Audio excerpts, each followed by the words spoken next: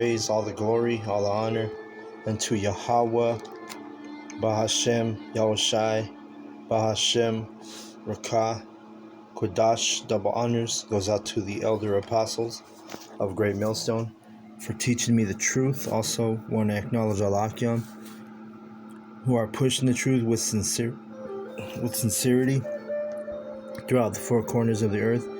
And shalom to the elect of the nation of Israel.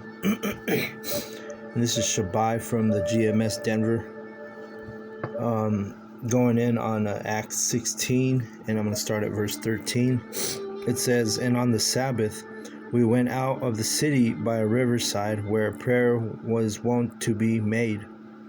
And we sat down and spake unto the women which resorted thither." And this is I believe Paul and Silas. Let me see. They were doing the ministry. Paul had a vision in this chapter, earlier in the chapter, to go and preach in Macedonia.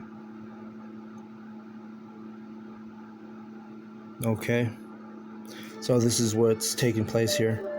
They're in Macedonia. In verse 14 it says, "And a certain woman named Lydia, a seller of purple of the city of Thyatira, which worshipped the Most High, heard us, whose heart Yahweh Bahashim Yahushai opened, and she attended unto the things which were spoken of Paul." See, so you can't even, hearken or believe or be a part of this truth unless the Lord opens your eyes, unless He opens your mind to this knowledge, to this truth. You have a lot of people they're not going to have that. They're not going to have a open mind to the truth. Now, when we come in the truth, we become closed-minded to the truth, because we're only to serve one power and worship one power. So it's how they say, it's in this world. They say it's not good to be closed-minded, but it actually is good to be closed-minded when you come into the knowledge and the truth. You don't want to be adopting all kinds of different philosophies, or taking part of this philosophy, part of another philosophy, part of a third philosophy, and then jump back to the truth and take all these different philosophies. You're supposed to be closed-minded when it comes to the truth. "And when she was baptized and her household, she besought us, saying, If ye have judged me to be faithful to Yahweh Bashim Yoshai, come into my house and abide there. And she constrained us. And it came to pass, as we went to prayer, a certain damsel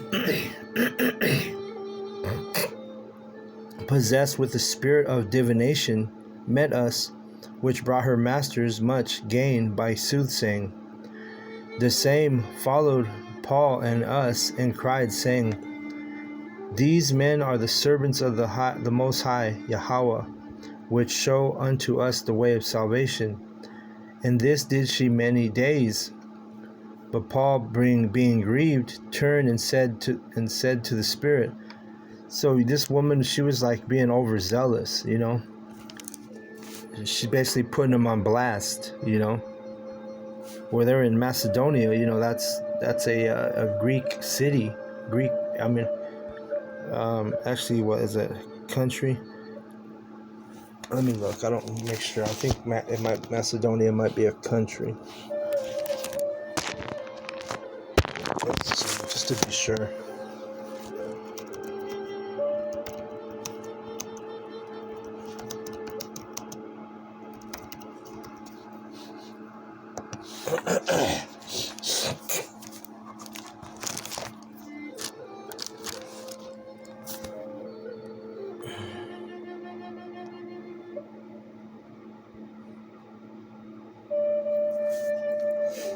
Okay, so it's a country. So just wanted to make sure I had it right. So yeah, Macedonia, this lady is basically putting them on blast, And that's why it says in verse 18, "And this did she many days, But Paul, being grieved, turned and said to the spirit, I command thee in the name of Yahweh Shai HaMashiach to come out of her. And he came out the same hour. And when her masters saw that the hope of their gains was gone, they caught Paul and Silas and drew them into the marketplace unto the rulers. See?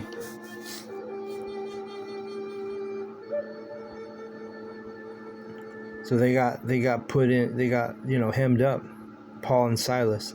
It says verse 20.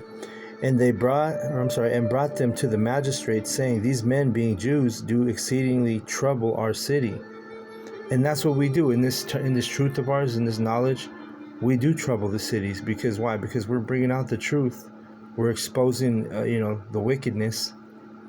And, if you're not, if you don't have the vision to see the truth, like I told you about how only Yahweh B'Shem Yoshai can open your mind to this. If you don't have that, if Yahweh B'Shem Yoshai has not opened your mind, then we become, enemies. Right? It tells you in Galatians 4:16, it says, Am I therefore become your enemy because I tell you the truth? See? So we become enemies to this place.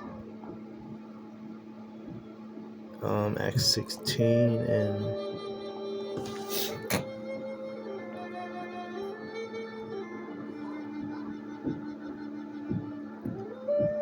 let's see, so it says exceeding, and brought them to the magistrates, saying, These men, being Jews, do exceedingly trouble our city, and teach customs which are not lawful for us to receive, neither to observe, being Romans. Right, so we're bringing customs that are not lawful for this place, because the laws of Yahweh B'Shem Yahushai are contrary to the laws of Babylon America, which America is an extension of the Roman Empire, so it's the same thing. It says, And the multitude rose up together against them, and the magistrates rent off their clothes and commanded to beat them. You see? And when they had laid many stripes upon them, they cast them into prison, charging the jailer to keep them safely.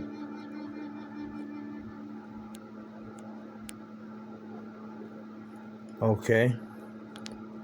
So the magistrates, which is another word for a judge, it was basically putting hell on Paul and Silas, and we know because of this knowledge, because of this truth, that we're subject to be in these positions. We know that we're going to be persecuted for our testimonies. That's why we have these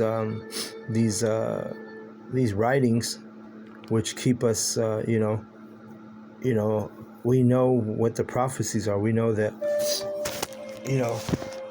we're going to have to be persecuted for our testimonies, just like I say, right? Let me grab this down here. Let's see.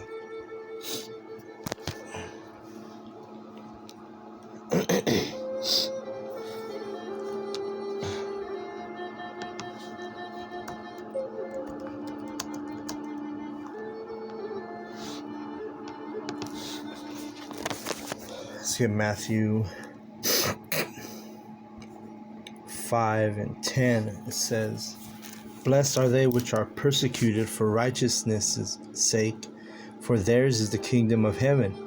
Blessed are ye when men shall revile you and persecute you, and shall say all manner of evil against you falsely for my sake. Rejoice and be exceeding glad, for great is your reward in heaven, for so persecuted they the prophets which were before you. All right? So yeah, we're going to catch hell, There's going to be a time of persecution,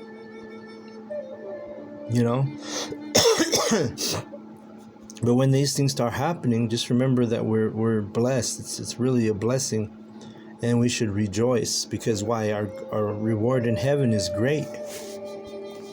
Okay? Acts 16 and 24. Salakia, God, let me turn off these alarms.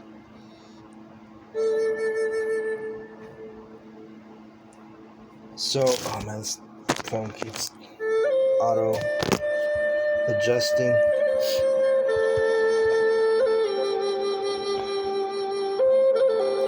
And then it says here, give me just a second, let me turn this alarm off. It says right here, it says, verse 24, who having received such a charge, thrust them into the inner prison and made their feet fast in the stocks. And at midnight Paul and Silas prayed and sang praises unto the Most High, and the prisoners heard them. And suddenly, and you see, this is the power that Yahweh Bashem Yahushai's true men. We're going to come into these type of spiritual powers. We're praising Yahweh Bashem Yahushai, and you get locked up, and you start to praise Yahweh Bashem Yahushai, and guess what? Let's see what happens. Verse 26. And suddenly there was a great earthquake, so that the foundations of the prison were shaken, and immediately all the doors were open, and everyone's bands were loosed. Okay. So the second Salakia, tired. The second they started to sing and give praises unto Yahweh Bashem Yahushai, the earthquake basically shake the foundation of the prison. And it says, and immediately all the doors were open and everyone's bands were loosed. And the keeper of the prison, awakening out of his sleep and seeing the prison doors open, and he drew out his sword and would have killed himself, supposing that the prisoners had been fled. Right, so this dude was about to kill himself because he realized that the gates were open, and he thought that Paul and Silas escaped. It says in verse 28, but Paul cried with a loud voice, saying, do thyself no harm, for we are all here. Then he called for a light and sprang in and came trembling and fell down before Paul and Silas. So he had an epiphany, right? He was like, he couldn't believe that Paul and Silas were still in the prison. And brought them out and said, sirs, what must I do to be saved? And they said, believe on Yahweh Bahashim Yahushai HaMashiach, and thou shalt be saved in thy house. See? You have to have belief, you have to have faith in Yahweh Bahashim Yahushai. It says, and they spake unto him the word of Yahweh unto all that were in his house. And he took the same hour of the night and washed their stripes, and was baptized, he and all his straightway. And so what does that mean? That means he was being taught the truth. This could happen to us, man. We could be, hemmed up in Jacob's trouble. Esau might put us in a dungeon, a prison, a FEMA camp, whatever. And then some type of supernatural event, just like we read here, could happen. It says in verse 34, and when he had brought them into his house, he set meat before them, and rejoiced, believing in the Most High with all his house. And when it was day, the magistrates sent sergeants, saying, let those men go. Sent the sergeants, let me see what that word sergeant means. 36.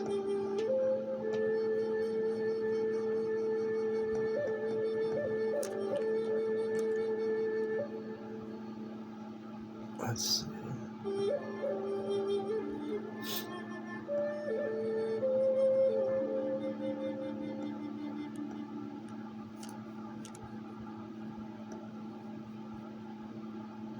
A sergeant. Let me see what that means. Probably like a sergeant, I'm sure, but let's just get it either way.